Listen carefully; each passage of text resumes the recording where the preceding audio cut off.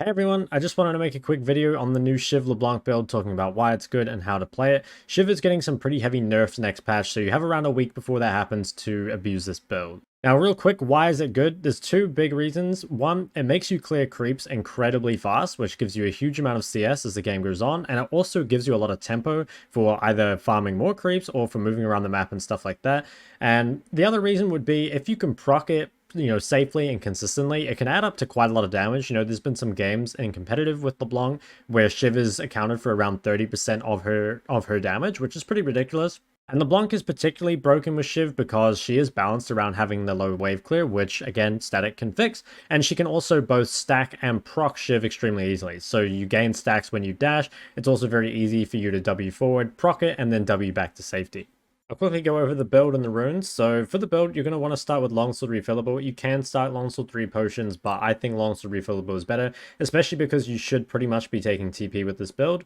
For your standard build, you are always going to rush Shiv, and there's a little bit of nuance to this, mainly based on what items you buy and if you need to buy anything on the way there. So the quicker you can get Shiv, the better. That's like the main thing you need to remember. But if you base on awkward gold, you can buy something like a Dark Seal, obviously, to give you AP later. If you're in a heavy skill shot matchup, you can buy tier 1 boots, but like realistically, you're trying to buy Shiv ASAP, and if you're forced to, like if you base on bad gold or you really need it for matchup, you can buy other items, but you're really trying to get towards this. So when you're actually building the Shiv, which items do you build first? It kind of depends how you want to play the lane. So Noon Quiver is really, really good for just pushing, which can be pretty good because as LeBlanc, like you don't have a lot of wave clear, especially before you don't have or before you get Shiv.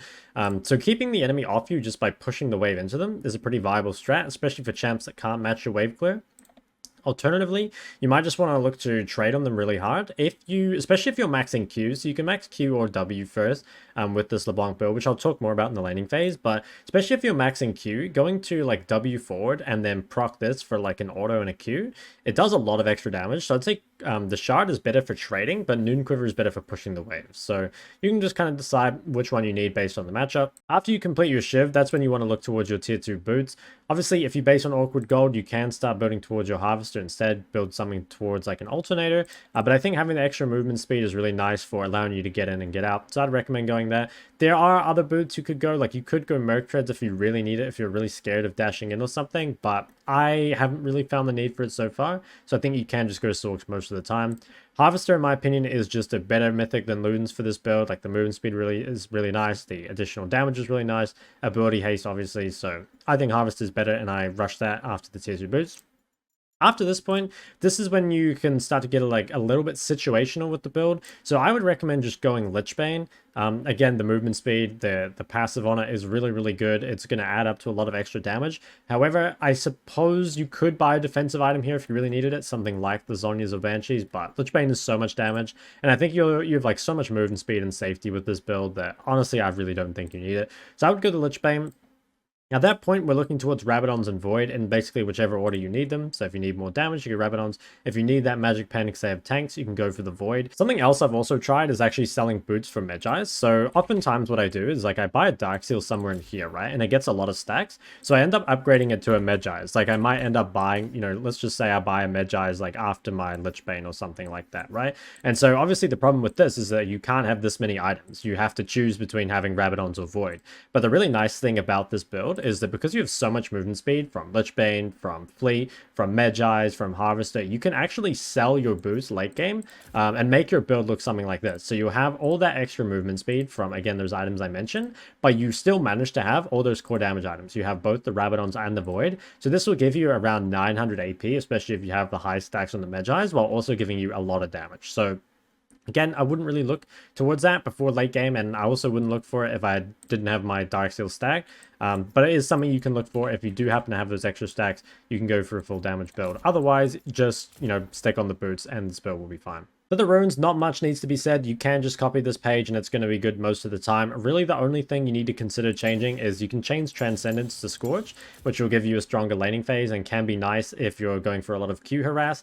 The other thing you might want to change is you can change this to Cut Down if you really need it, but personally, I really like having this just to help kind of finish off those people that are low HP, especially if killing them with the Shiv proc is very satisfying. So yeah, you don't really need to think about the runes too much. Just copy this page and it's going to be good. The laning phase is pretty straightforward. Again, you're really just trying to to get that Shiv as quickly as possible. You do want to make use of your fleet and your longsword though, so the nice thing is that you have lots of attack speed, you have lots of AD, which means you can get push in matchups that maybe you shouldn't be able to.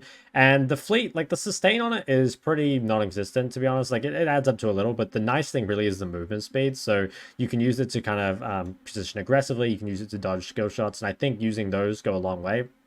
It can be nice to look for some sort of level 2 trade with your chain, excuse me, like that. It's again very good because you have attack speed, you have AD, and you won't be able to bully every lane like this. Like a lot of the more difficult mages can kind of make it hard for you to really trade on them, but ultimately, like as long as you're getting towards their Shiv, like you're probably winning. Now, as I kind of hinted at previously in the video, you have two different ways you can max. So you can max W first and then max Q second, or you can max Q first and then max W second.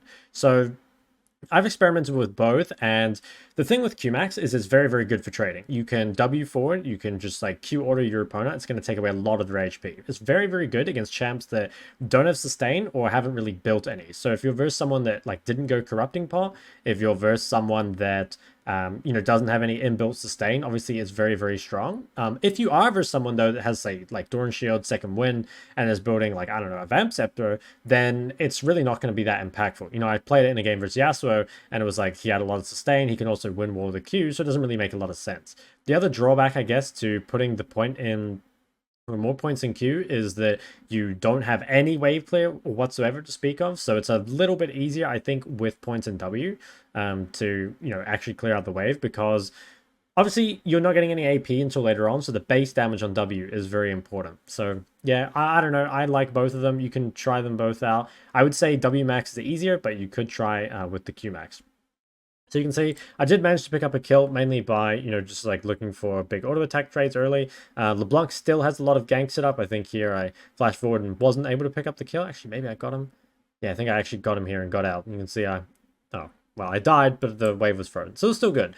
But yeah, like this is what you want to do. Like if the game is going like this, it's really fine for you. What you really, really don't want is to die early, right? Like if you die to ganks or you die 1v1 and it slows down getting your Shiv, the game's going to be really hard. Like you need that Shiv as quickly as possible. So once you actually get your Shiv, stuff becomes a hell of a lot easier. You just have insane wave clear, which gives you a lot of options. You can push and roam. You can pin your opponent under tower. You can really easily punish them for roaming. You know, you just have a lot of options. So very important is actually that you auto the first creep. This is something I did not know about Shiv at first, but the chain lightning can only go in one direction. So if you auto this creep and it bounces here, it can't bounce back the other way, you know? So always auto the first creep. I just figured I'd add that in because I didn't know that. But yeah, like if you do this, it's really easy to push the wave. And important to note as well is like you stack up the Shiv by moving or dashing or whatever. So like moving around, obviously to keep the stacks up is important. Something I like to do is try and pin my opponent under tower. So you can see here, like I'm getting a lot of orders on the tower. I'm getting the plates. I should be moving around here, but I was just egoing him. But what you can do is like, if you can stand up this aggressively in the wave, you can actually like pretty much have the wave cleared before like they're even able to touch your wave. You know, like I've killed his entire wave by the time he's reaching mine, and it makes it so difficult for him to ever get out of his tower because it's just wave after wave is being shoved under. Here, you know, he tries to trade, but I'm kind of too strong at this point. That's going to be your main things for the laning phase. To reiterate, it's like you want to abuse your longsword, your fleet to allow yourself to have better trading and better push over the wave. Most important is that you don't die early game. You just need to get your Shiv as quickly as possible. And once you get it, you want to make sure to use that Shiv to, you know, pin your opponent under tower or allow yourself to roam around the map. Just like really abuse the fact that you have that like wave control. It doesn't do much for you if you just take a fight in the river on even terms. You want to hit that wave and then go to the river. In the mid game, the main thing you're looking to do is really abuse your Shiv in between team fights. So again, you push the side waves so fast that it's really easy for you to gain a huge level lead over your opponent. You can literally go side lane, one-shot the waves, and then group pretty much instantly after. I mean, you can see here it takes maybe 2 seconds to clear the wave, and this gives you so much time to do whatever you want. Again, you can farm camps, you can hit the tower, you can roam mid, do whatever you want. You really need to make sure you're not just like AFK grouping without pushing the sideways. The team fighting with this LeBlanc build, it's not super different from normal. The main thing is you just need to keep track of if your Shiv is ready or not. Remember that you do get stacks when you dash forward. But yeah, you're just trying to like get forward, put in orders when your Shiv is ready. If you have Lichbane as well, then you can look for empowered orders with that too. I think this fight in LCK by Showmaker is a really good example of it. You can kind of see that for a lot of it, he's just playing on the edge of the fight. It's less about bursting someone and more just kind of keeping up the damage. You can kind of see he goes in, you know, he procs his Shiv, he procs a Night Harvester, and it adds up to quite a lot of damage over the fight. It's also a lot of AoE damage, so you'll kind of see a lot of the time people with just these low health bars.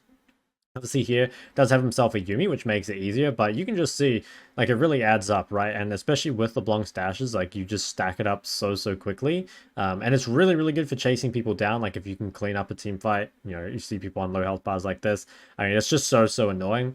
I guess, like, the main things to keep in mind are LeBlanc is normally a burst champ anyway, but with this build, it's like more important for you to survive, I suppose. Like, it's obviously important to survive on LeBlanc anyway, but I think looking for, like, you can't just like QRW someone and then, you know, trade your life for them. It's really important that you stay alive, you get lots of auto attacks off, you play on the edge of the fight, you kind of use those cooldowns, and if you can, make sure to maximize the uptime, I guess, on your Shiv. That's what's going to make the big difference, right, between kind of being good at this build and not, is just how many of those procs do you actually get off. So guys, that's going to be it for this video. One thing I wanted to quickly add on the way out is that Shiv is currently quite strong on a lot of different champions. So Ahri is very good with Shiv, Zoe is pretty good, Akali is another option. Basically, champs that have a way to proc it somewhat reliably and sort of struggle a bit more with wave clear can be very strong. I think LeBlanc is definitely the best with this build. I think she is by far the most consistent, but it's worth trying on a bunch of different champions. It's just a very OP item right now. So thank you guys for watching, and I'll see you next time.